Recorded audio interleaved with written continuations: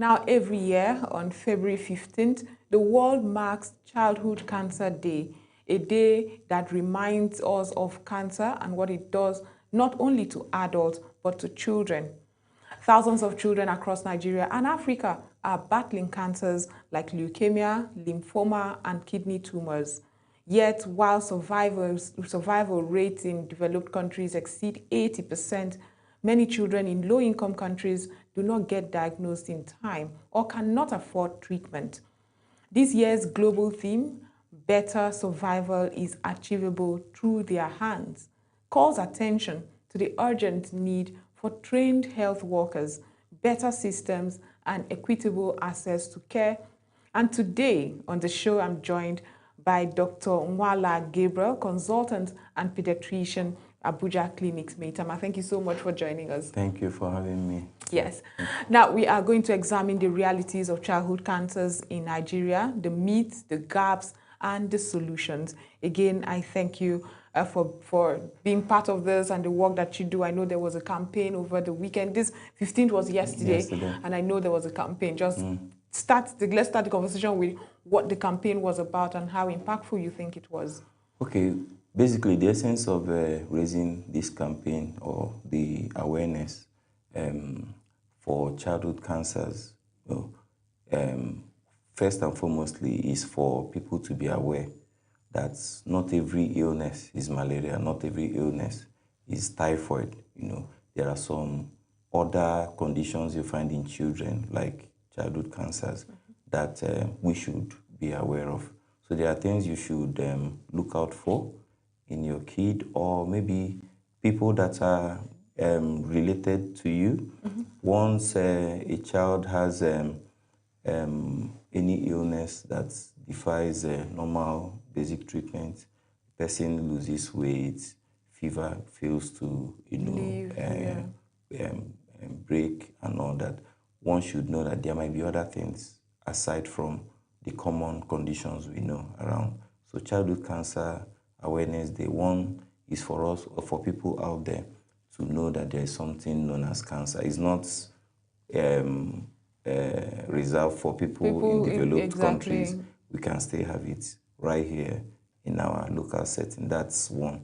Then secondly, the need for everybody's hand to be on deck to support families that are fighting this problem. Families with children that have childhood cancers need all our support. It's not something for you to stigmatize them or avoid associations with them. You should actually support Is them. that still a thing in Africa where in Africa, you stigmatize? I mean, I know HIV was, we had to do a lot of campaign around the stigmatization. I know several other, but cancer? So there are children you might see that are not adding weight and all that, despite all they are eating. One will be like, this child, please don't go and associate with such children, thinking that it's something that is contagious. It will not spread by contact. Wow. Although there is what we call barrier nursing and all that, because their immunity is low, they can easily pick infections and all that. But we should support such families, encourage them. It's not an easy battle, if you ask me. So we should. Okay, we will get back to what support looks like, especially for families that have children suffering childhood cancers. But first of all, what is significantly different between childhood cancers and adult cancers? Okay, so there are three common cancers we find in children.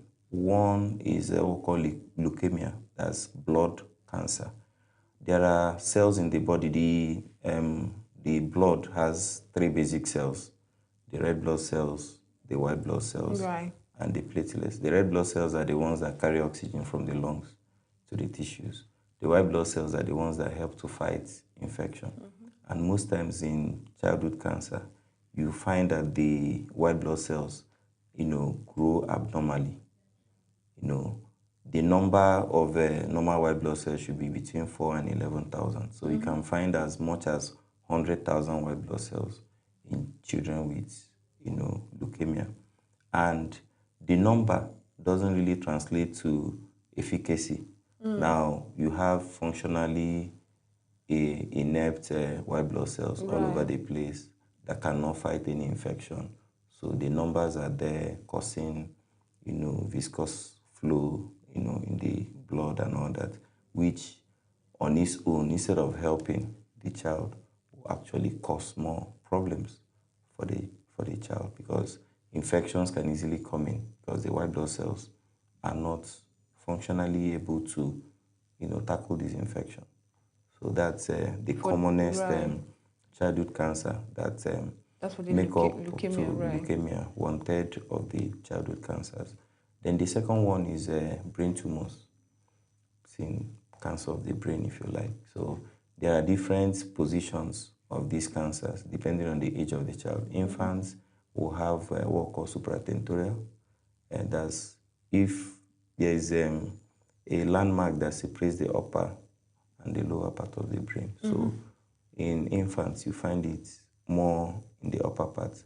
Between 1 year and adolescence, you find it below. Right. Then adolescents and above, you still find it above. So that's what we'll,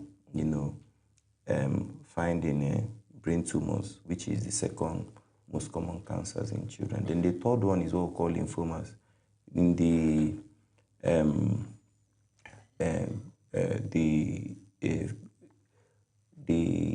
background I was given regarding childhood cancers, renal tumors were, given as the third. No. Yes. So lymphomas can actually originate from different parts of the body, including the kidneys. Wow. So when you have lymphomas, it's one of the things that can also, present with different symptoms depending on the location. For the kidneys, you might actually find a child that has an abdominal mass that, takes off from the flanks, either of the two flanks, and grows down.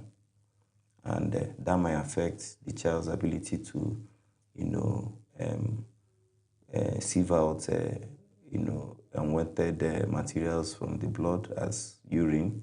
So it might affect the urine flow.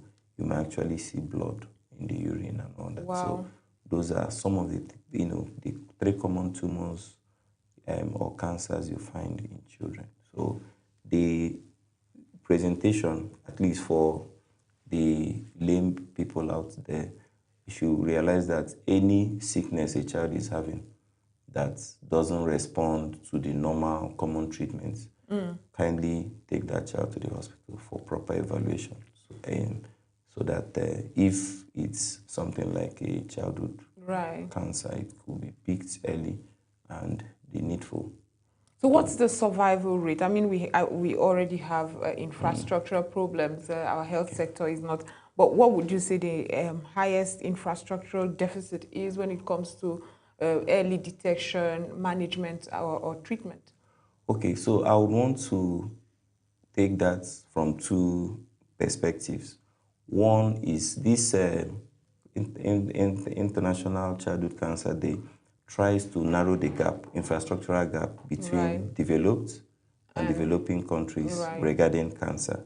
Now, if people know about childhood cancers and know how to detect it early, that will help, because early presentation and early commencement on the treatment regimen will help, in ensuring that the event-free survival is higher than what has been documented, in the environment. That's one way I want to look at it.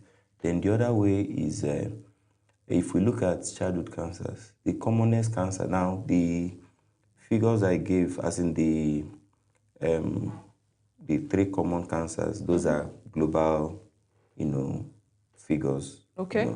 But when you come to developing countries like Nigeria now, the common cancers we have here is more of lymphomas. Okay. And those lymphomas are treatable. There are drugs that once you give, okay, let me give a typical example. There's what we call bucket lymphoma. So, say that again. Bucket was named after the surgeon that first, described it. Described it, right. So bucket lymphoma has, more than 85% cure. Oh, okay. Now, once it's the diagnosis is made early and the child is placed on what we call comp therapy, they, they usually come out of it. So that's the good thing about some of the common childhood cancers we have here. Leukemia globally is the incidence is high. So there are also medications you give for, induction of remission, maintenance, and all that. Right. That's depending on whether it's a male or a female child that can be given for 24 to 36 months. So once that is done, the survival rate, it's actually high when the diagnosis is made early and treatment commenced in good time. Now, the reality on ground is that with this awareness that it's ongoing, there are a lot of, synergy between centers that have facilities, that have medications, that have NGOs supporting cancer treatment, and those that don't. So by the time they come together and work together, and there are a lot of works going on across the globe. So there are people working on particular cancers and need data regarding which cancer do you have, what and what are the gaps you have in your facility. You have people that will fill in those gaps so that the survival rates of children with childhood cancer can be narrowed as much as possible to the barest minimum. Absolutely. So that's what is happening currently. So how much does a late diagnosis contribute to mortality? Okay, so when we talk about cancer, it means that there are some cells that are defying normal body regulatory systems. Now, there's a way a cell should grow. There is a limit to which that growth, should be allowed to, happen. But in a situation whereby the cells are just growing abnormally, growing out of shape, out of proportion, moving from where they should be to, another site in the body. So you actually find that growth using up body's resources. What the child should use for normal growth and development is channeled to this growth that is, bizarre. Right. So the more that growth happens, the more you now see the person, shrinking, the more the body will need more fuel to actually supply the needs of these abnormally growing cells and all that. So if you don't bring such a child to the hospital early enough and this growth continues unabated, now you find a situation whereby it will, metastasize or, send some seedlings into some very vital, organs in the body that will now lead to the body's shutdown.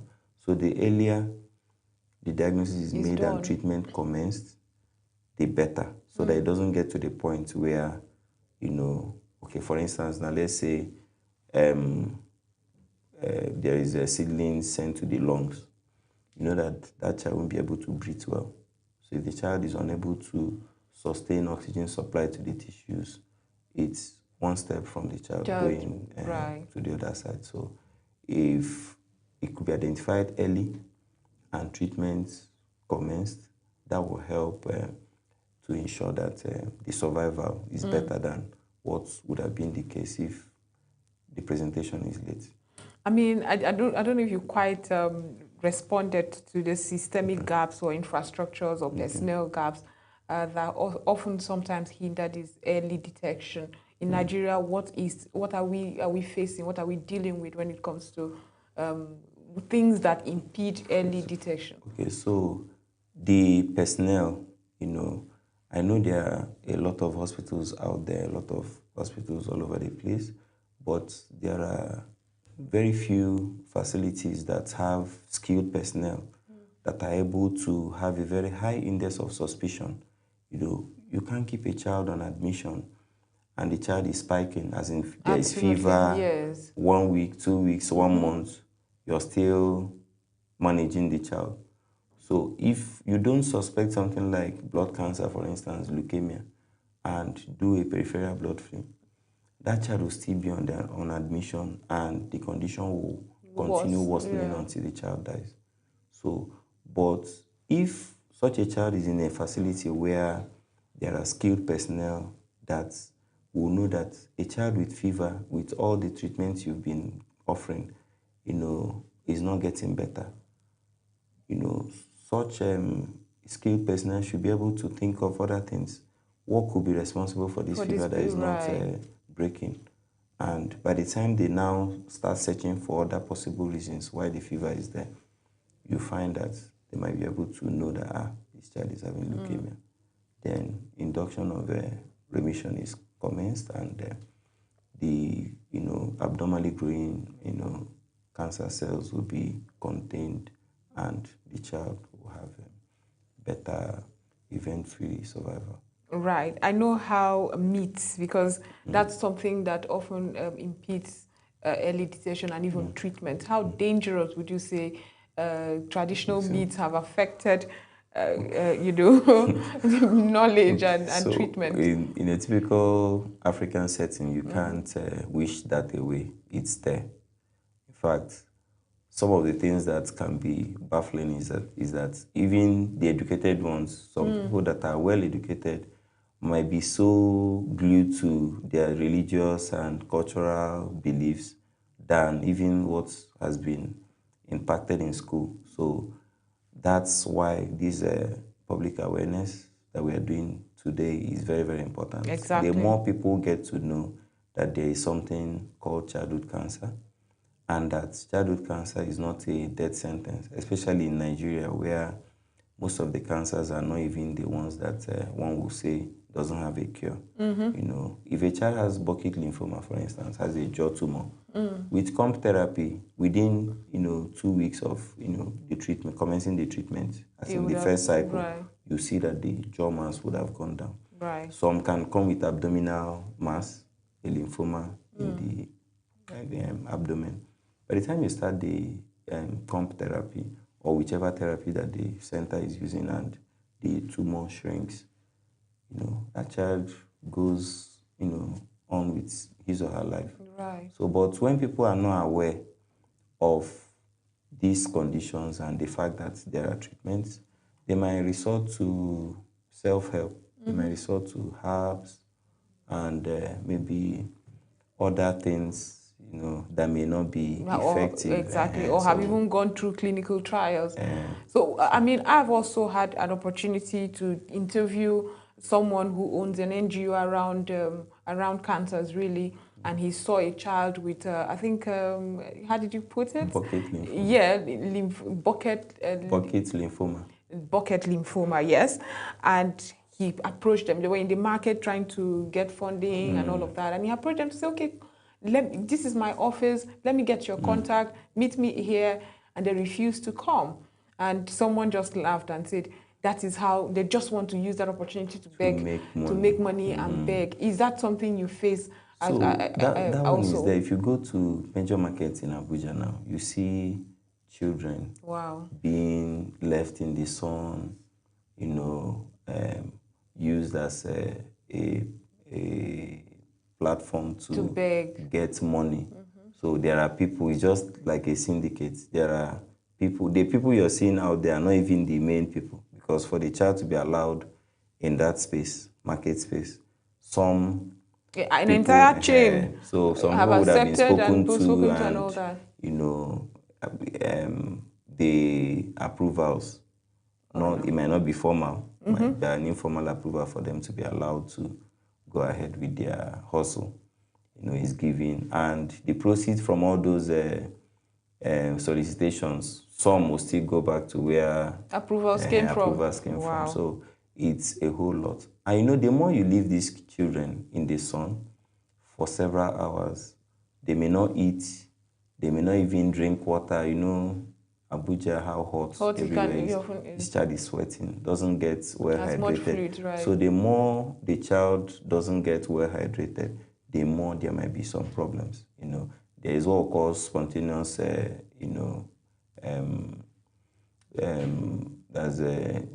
what we call tumor lysis syndrome. So the tumor can spontaneously, let me use a layman's term, dissolve. And that's, dissolution can actually lead to production of some very, very harmful, Wow. metabolites, like the calcium level might come down, potassium level might go up, phosphate levels might go up. And the more these things are released into the system, the more it puts more work to the kidneys, and the kidneys might shut down. Wow. So hydration is one of the things you do to ensure that if it happens, it doesn't cause the child's demise. Wow. So just imagine a child out there in the sun getting dehydrated, not getting well hydrated, and this kind of thing happens. You hear that the child suddenly, gave up, the ghost and all that, which is not very good. There's still so much to discuss. A lot. There's still so much to discuss, especially back here in our country where we're faced with this kind of things. But we're going for a short break. When we come back from this short break, we'll still discuss the myths, we'll discuss success stories, if any. We would also discuss the role of media in ensuring that there's early detection and awareness, practical steps government can take immediately that will see that ripple effect and so much more. So stay with us, we'll be right back. This is Razeb Africa. We'll be right back. Welcome to Razeb Africa, the heartbeat of the continent in one show. Here, we celebrate Africa not as a headline, but as a home full of ideas, courage, flavor, and future. This is where we talk about everything Africa. The politics that shape our nations, the innovations that shift our economies, the culture that colors our lives, the challenges we face with honesty, and the victories we are building one story at a time. On this show, no topic is swept aside. We are unfiltered and we are intentional. We bring you experts from across the continent and the world. Voices that know, voices that live the African experience, voices that are shaping the next chapter of our story. Let your spirit rise. We don't just tell Africa's story, we own it. Join Joy Asonye on Razeb Africa, Monday to Friday at 11 a.m. to 12 noon on Global Television.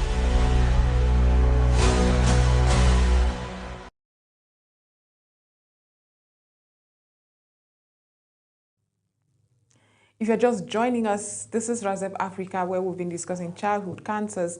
Better survival is, of course, achievable. Like they say, childhood cancers is not a death sentence, but several myths impede the early detection, awareness as necessary, and cultural beliefs have also been pointed. Now I have Dr. Nwala right here in the studio, and we've been discussing this. Thank you so much for staying. Thank you for having me. Right. So yesterday was the 15th of February, where again awareness was brought to this. What do you say the media can do in helping to establish this awareness? It's really important because I see some in instances like this. I know if I shudder as someone who is not necessarily in the health sector, I wonder how you feel when sometimes you see such children presented, not to hospitals, but to religious leaders for help instead. And because the religious leader does not want to show that he does not have powers to do it, instead of sending you right back to where you will get help, would, attempt to help, it's further wasting time. How do you feel when this person just needs medical attention, and yet here they are running from pillar to post, all the wrong places? I actually cringe. It's something, as a pediatrician, as a child advocate, we are the voices of these children who may not have the wherewithal to say what they want and to go for it. So, and that's why we need this platform to talk to even the religious leaders. Now, if Jesus healed all the sick people in the world at the time, I don't think we will still have sick people today. So if our our Lord and Savior didn't have the power or didn't have the opportunity, let me put it like that, to heal everyone. Especially, there were those that didn't still believe in him. So it leaves us with that wisdom that as a religious, if somebody comes to you, if they bring a child to you that has been ill for a long time, and you've done your part, you've prayed, and you are not seeing any results, it's not out of place for you to reach out. I have a number of friends that are also, in the religious sect that reach out when they have issues like this. They say, okay, please, we have so and so. What do we do? And you advise them. There are members of your congregation that might be battling with cancers, and you've seen that the war is as if they are not winning. Right. Just reach out. We have a number of them that have had, lymphomas that were, treated, and they are fine. They are moving around. The good thing with the common cancers we have in this environment is that most of them largely are treatable. So if somebody's 5-year survival is improved by up to 85%, that's right. a lot of, help Absolutely. that you render to the families, Absolutely. to the caregivers, people that have probably stopped existing because they are taking care of somebody that is ill. People have resigned from their works just because they have a child battling with a childhood cancer. I actually know one who had to leave work because the child also had cancer as well, and all of that. And how tough is it? And are there, I mean, this is Nigeria, are there support communities for caregivers in Nigeria? Okay, so the good thing is that a number of support groups are springing up here and there, especially in cosmopolitan cities like Abuja. You have people that are in direct communication with, NGOs and other philanthropies that are willing to help. So, but if you don't get to a facility where a health worker can help you connect with some of these support groups, leaving the battle, fighting it alone might be a whole lot. Exactly. It might be overwhelming for the caregiver. The drugs are not cheap. The hospital stay is something that if you're doing 5 to 6 cycles of comp therapy, for instance, for bucket lymphoma, it means that the child comes in to the hospital every 2 weeks or every month, depending on which regimen that is being used. So that period of hospital stay, there are things that will be used. The admission will be paid for, and all that. These are things that are, capital intensive. Right. So, but with the groups, that are in place, that will take a whole lot of the burden away from the caregivers, so that together will actually help these kids have a better survival. Well, Doc, I'm taking this conversation to where you don't like to go to, which is government intervention. What government intervention do we need, and what is available? I know you don't like to discuss government at all, but looking at it, what do we need immediately? So there are very key roles government should play for policymakers, those that implement and that enact the laws and all that. If there are laws that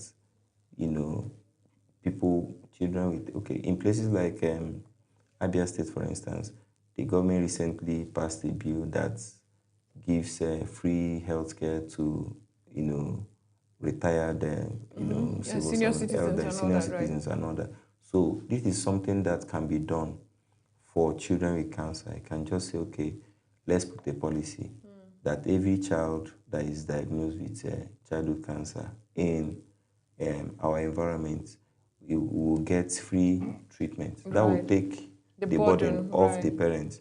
Then by the time they present and get treated, it also helps to reduce the, to increase the survival rate, as well as reducing the burden on the parents.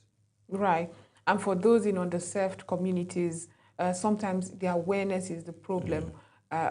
Today, yesterday, this period is a good time to once again have that conversation. But what sustaining method do you think we need to adopt just so that we are hammering it?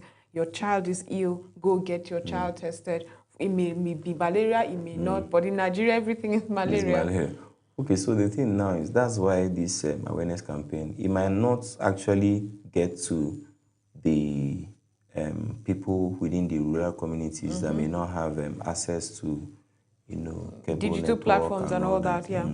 However, I believe there are people from those communities that will be going home from time to time. Absolutely. That will want to go home very soon to cast their votes and all that. So by the time our viewers go back to their community, they've heard all the things that we discussed. When they go back to the communities and now see children that have been ill for months, that have been treating for malaria, treating for typhoid and all that, and are not getting better, they can actually be in a position to advise the parents, okay, so let me help you, go to so and so place so that you get your child checked. Some days ago, I got a call from a friend that somebody that helps him take care of the house, had a child that has been ill, and the woman on her own has been going to some hospitals, and what they were saying didn't really make sense. So the man called me and asked me what exactly, how we can help. Right. So I advised that they should take the child to the nearest federal medical center, which they did, and they were able to run a series of tests and found out what the child's problem was. And you can be it's surprising that not necessarily that the child got any medication. The child had an infection that was poorly treated that affected the kidney. So there was what called acute kidney injury as a result. So by the time the infection was treated, the child was well hydrated. He started making urine and, was discharged getting from the better hospital. again. So supposing they didn't go to the right place, that's how you hear that somebody's child just suddenly passed on. For something that is largely treatable. So that's very unfortunate. So the same thing applies to childhood cancers. I've mentioned that bucket lymphoma. Yes. One of the commonest causes of childhood cancers in the sub-region that presents commonly as a jaw tumor. Now, if there is a treatment that once a child gets it, the whole tumor shrinks, and a parent doesn't know about it and goes to meet local bone massagers and all, the more they massage the tumor and dislodge it, the more aggressive it gets and all that. So, but with proper awareness, even indirectly, those that are hearing can educate those that are not reachable by this program. So by the time they are educated properly and the appropriate measures taken, everybody. I know Abuja clinics had a demonstration, a walk. What else was did you have planned out for the build-up of the event? We are here. So we are doing the awareness. So we will also continue the campaign to other platforms so that as much as possible, with the heightened awareness, people will get to know and act better. So when you hear people tell you and swear with everything they own that they checked, they used herbs and herbs worked and all that, you and I know, I am very skeptical. I know the efficacy of herbs. I know that, it's not to be completely taken aside, but because you're never sure of the dosage, you're never sure of the clinical trials that have been done. You don't even know. What do you tell people when they say, "Oh no, I don't want the orthodox treatment. Okay. I want to go traditional"? Okay, so I would not want to completely dismiss the usefulness of herbs. Absolutely. Because some of the drugs we use, like the anti-malaria, the quinine, was extracted from, or is an extract from the bark of cinchona tree.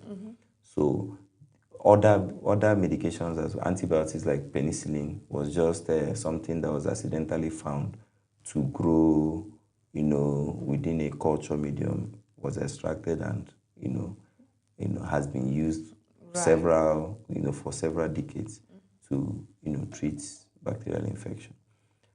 But the thing is, where one says that a particular herb treats everything, it treats hypertension, it treats diabetes, it treats cancer and everything. It becomes a bit worrisome because everything has scientific basis. If the extract from chiconia tree, quinine, can treat malaria and is demonstrable and is reproducible, irrespective of wherever you're practicing, that one is established. But in a situation whereby, okay, you are claiming that this thing works and you don't want it to be put through the clinical trials, test, let's even run a test and see whether it really works or not. So it becomes an issue. So that's another conversation for another day. But exactly. It's best we do what we know. And we've tested and proven that it works. At least we have evidence-based medical practices all over, the globe to show whether this particular thing works or not. And let's just stay on that.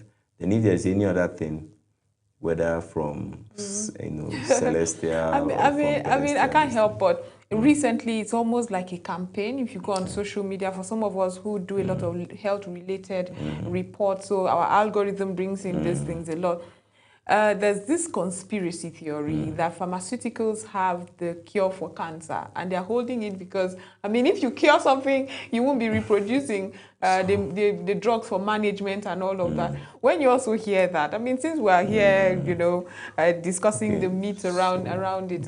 The thing is, before we jump into any bandwagon, we should just try and get the background of whoever that is pushing. Do you have the cure for cancer, Dr. Wang? So there are cancers, like I mentioned, bucket lymphoma. There's what we call COMP therapy. The COMP is an acronym, COMP.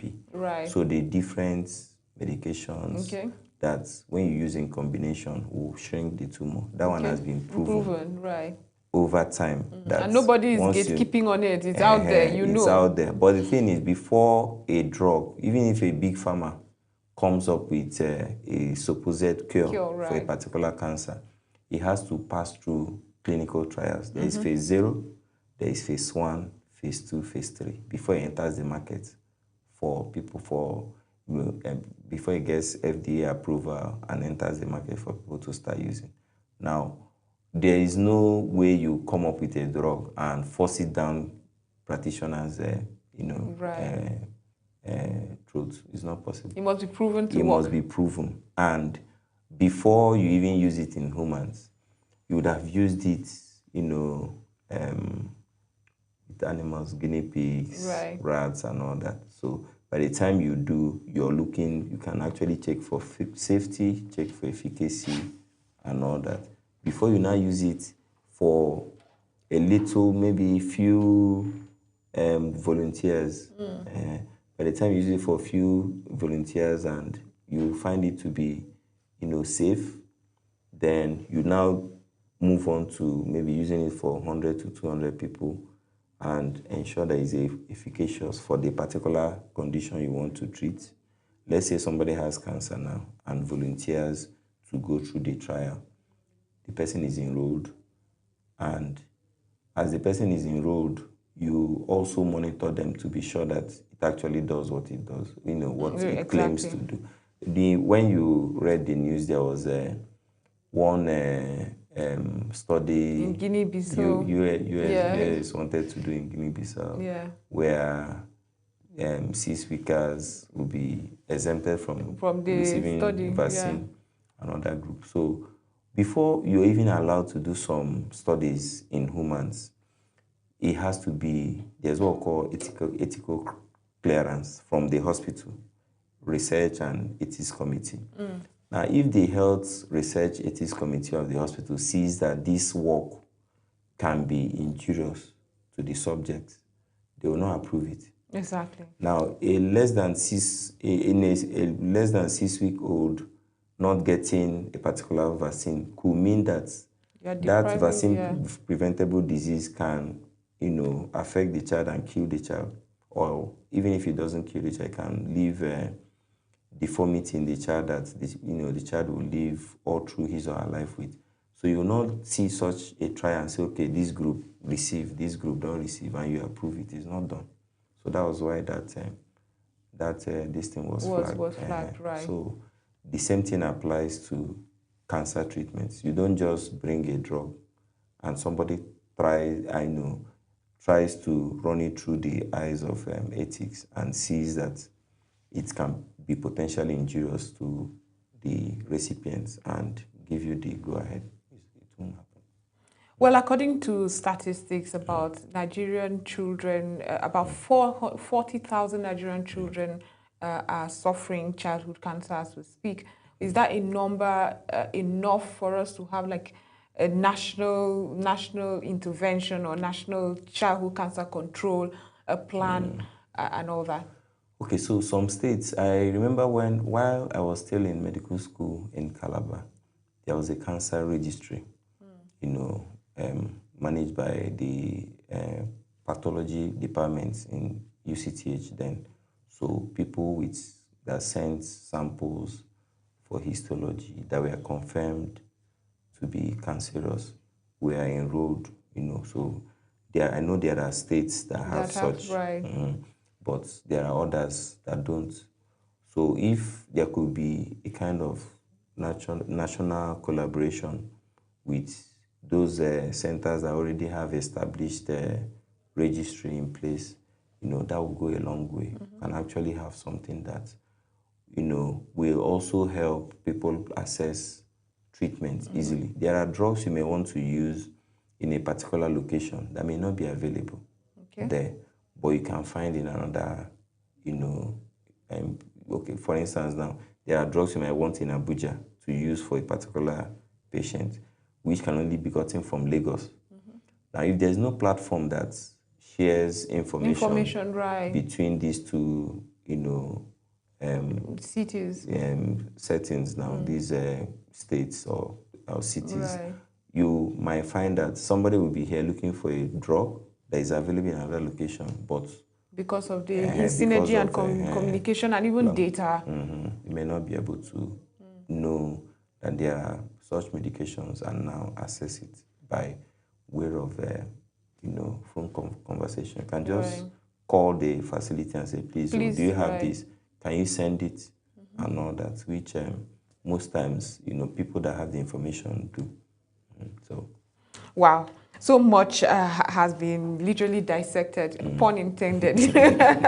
We're speaking about childhood cancer, the better survival is achievable through their hands. I like that. I like this year's theme. Dr. Nwala, a lot of people are listening to you right now and are wondering, I have children, I've been caring for children. What's your words of encouragement for those caregivers especially? Okay, so I want to commend them. It's not easy. Absolutely. These, we call them warriors. Warriors, it's something that, one needs both psychological, physical, and financial warfare to fight. So I want to commend you, people out there that are, fighting, childhood cancers, their caregivers, their relatives, their communities. We are on this together. So always reach out if there are ways we can help ensure that they are supported. In even words of encouragement can go a long way. You can't see a teacher in school not seeing a child being absent for a number of days. You can put a call through to the parents and encourage them. That will actually go a long way to give them the necessary strength to keep pushing. And can always reach out to those that have the network that will help advise you on how to go about getting quality treatment for your kid or your loved ones or relatives that are battling with this problem. Absolutely. Thank you so much, Dr. Nwala Gabriel, consultant and pediatrician, Abuja Clinics, Maitama. Thank you for being part of the program, and well done for the work that you do in creating awareness, especially around childhood cancer and other childhood diseases. Thank you. Thank you for having me. This is where we end today's edition of RAZEB Africa. Remember, you can always follow us on our social media platforms to continue the conversation, but have a wonderful rest of the day. I am Dr. Joy Asoy.